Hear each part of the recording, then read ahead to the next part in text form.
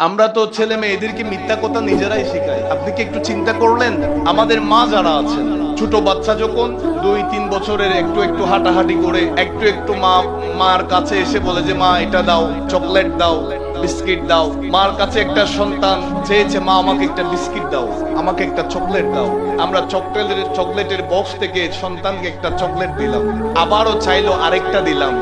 ছোট বাচ্চা তো বুঝে না এখন কয়টা খাবো, বিকালে কয়টা খাবো, তারপরের দিন কয়টা খাবো, আজকে সব খাইলে চলবে না, সব রেখে দিতে হবে, ধাপে ধাপে খাইতে হবে। বাচ্চা তো বুঝে না, মার কাছে একের পর এক চাইতে থাকে, একের পর এক চাইতে থাকে।